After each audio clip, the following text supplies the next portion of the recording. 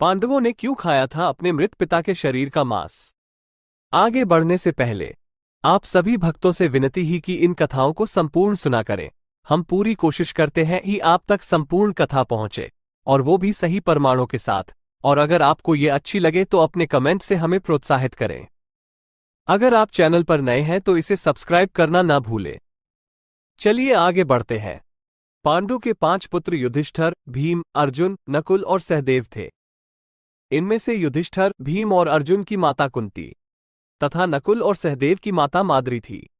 पांडु इन 5 पुत्रों के पिता तो थे, पर इनका जन्म पांडु के वीर्य तथा संभोग से नहीं हुआ था, क्योंकि पांडु को श्राप था कि जैसे ही वो संभोग करेगा उसकी मृत्यु हो जाएगी।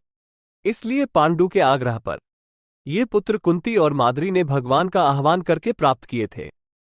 जब पांडु की मृत्यु हुई तो उसके मृत शरीर का मांस 5 भाइयों ने मिल बांट कर खाया था।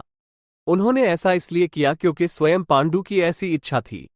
चूंकि उसके पुत्र उसके वीर्य से पैदा नहीं हुए थे, इसलिए पांडु का ज्ञान कौशल उसके बच्चों में नहीं आ पाया था।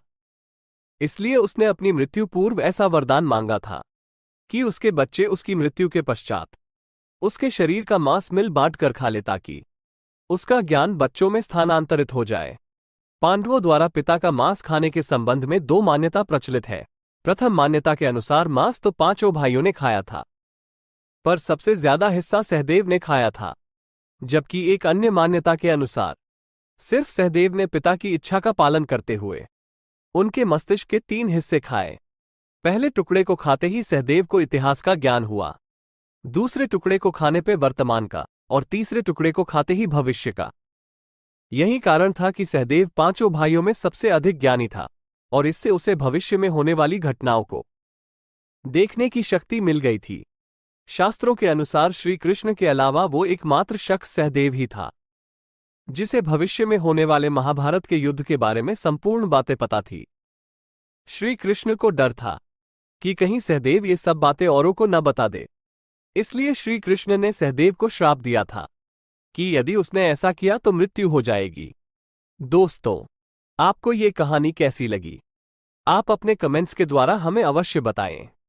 ये स्टोरी पसंद आने पर लाइक और शेयर करें। ऐसी ही और कहानियों के लिए हमें सब्सक्राइब कर लें। धन्यवाद।